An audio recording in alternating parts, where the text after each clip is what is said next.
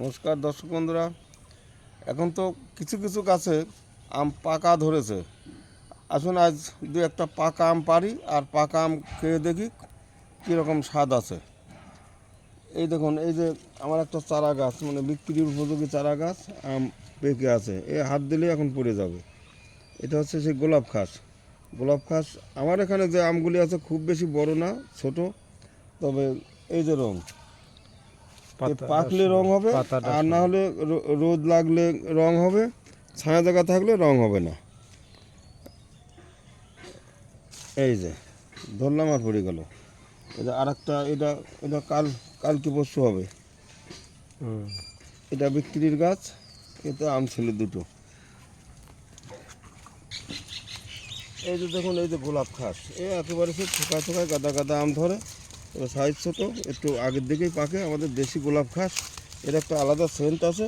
বলবেন যে এরকম সবুজ কেন? এখন পাকার সময় এর রোদ বলতে লাগে না, যার কারণে এরকম। নাহলে একটু হালকা হলুদ ভাব থাকতো, আর পাকার আগেই, মানে একটু পাকার আগের থেকেই লাল আর সিঁদুরে রং হয়ে যায়।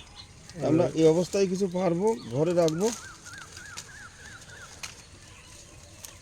দুদিন 3 দিন ঘরে থাকলেই পাকবে।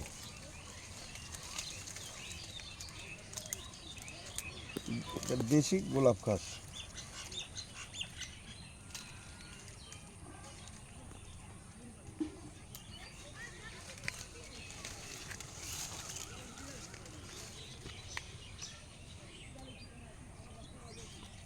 এই যে এরকম পাকলে সব এরকম লাল হবে, এই যে সিঁদুরের রং হবে। এই যেখানে একটু রোদ্রের তেল লাগে, এখানে একটু রং দেখা যাচ্ছে। এই গাছটা অনেক আম ছিল, এখন প্রায় 8-10 দিন আগের থেকেই এই আম খাওয়া হচ্ছে। আসুন, গোলাপ খাসের স্বাদ কীরকম সবাই মিলে দেখে নিই।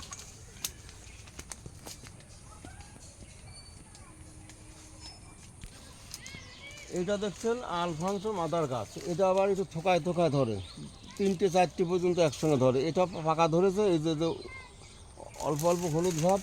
এটা কালকে প্রায় পুরোটাই হলুদ হয়ে যাবে। এই পাকলে এটা পুরো মানে হলুদ, ওই লাল ভাব থাকবে না, হালকা লাল ভাব আর হলুদ ধরে খুব। আর আছে আমার কাছে সে গোলাপ, মানে আলফানসো পাকা আছে। এই যে পাকলে এরকম,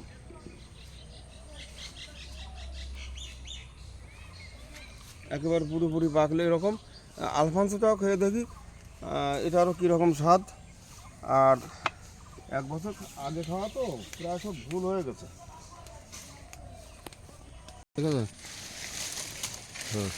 কাঁচা না গেলে বড় দেখা যায় না, ছোট ছোট দেখা যায়। আর এই যে আমগুলো দেখছেন, এই আমগুলো পাকায় এখনও প্রায় 1 মাস।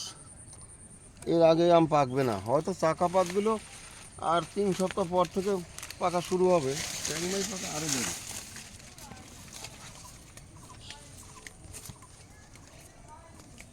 এটা বাড়িপুর, ধরে খুব বড় বড় হয়।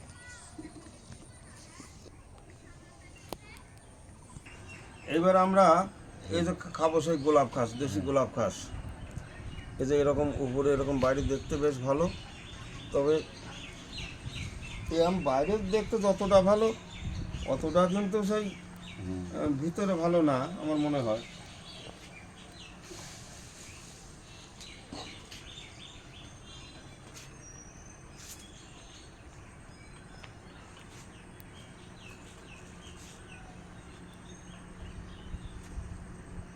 না, বুঝি না, দেখেন কীরকম।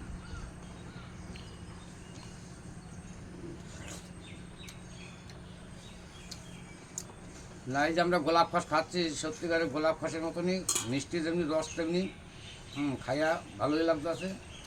কিন্তু এখনও বাতিতে সেরকম হয় না, তাও সেই হিসাবে আমটা খুব ভালোই লাগতেছে। আর এর একটা সেন্ট আলাদা, সেন্টই আলাদা, হ্যাঁ, স্বাদ সেন্ট সবই সাগর আলাদা। যত কড়া মিষ্টি, এই দেখ, খালি অত রস মিষ্টি না। না, একটু সামান্য হালকা আছে আর কি, কিন্তু রসটা বেশি, এটা রস বেশি। এবার এবার খাবো আর একটা আম। এটা আমাদের দেশি আম, এটা একটু আগে আগেই পাকে। সে মাদ্রাজি বোম্বাই বলে।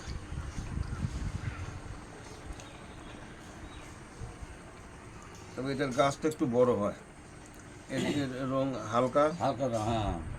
অত গাঢ় হলুদ না।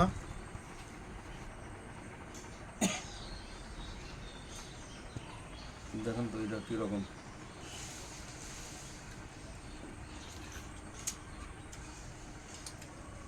এটা আম হালকা টক আছে আর কি, হালকা টক আছে, কিন্তু স্বাদ ভালো। স্বাদ ভালো, কিন্তু ওই গোলাপ ফলের না এটা স্বাদ ভালো,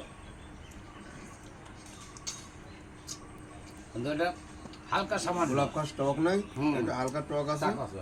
ওই আবার মুখে ভালো লাগে। হুম। এবার আলফানসো, এই আলফানসোগুলো খুব বেশি বড় হয় না, ওই 200 200 হালকা পাতলা ধরলে হয়তো 250 হবে, তার বেশি হয় না। তবে এটা কিন্তু সেই রত্নাগিরি আলফানসো না। এটা কোন দেশের আমার জানা নেই। আলফানসো প্রায় 50 বছর বয়সের এক নার্সারি থেকে এই আলফানসো আনা। তবে সবাই দেখে বলে আলফানসো। আলফানসো নাকি 2 রকম আছে।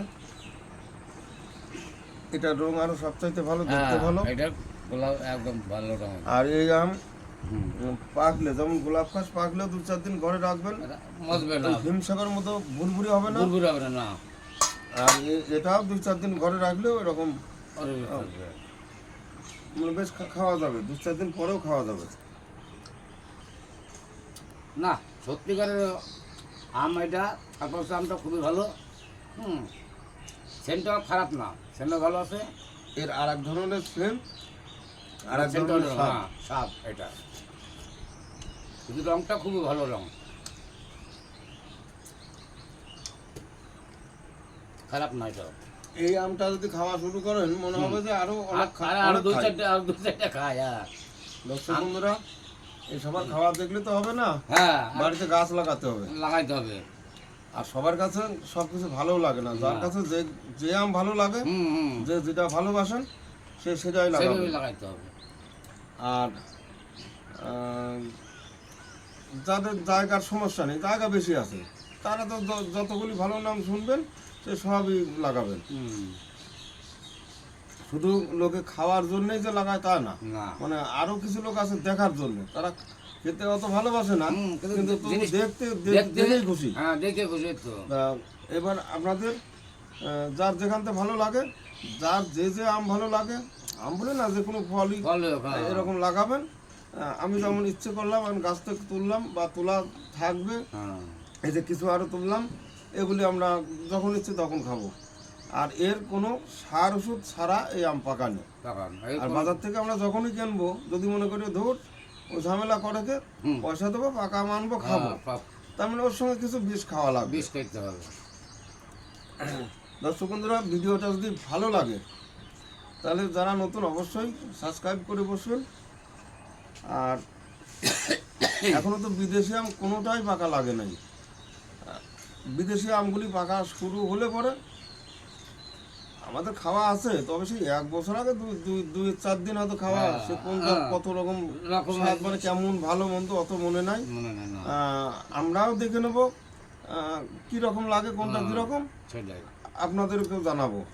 এখনো মনে হয় বিদেশি আম পাকতে সব কম করে 3 সপ্তাহ দেরি আছে। হ্যাঁ, আষাঢ় মাস 3 সপ্তাহ আষাঢ় আগে মাস শুরু ছাড়া হবে। হবে না।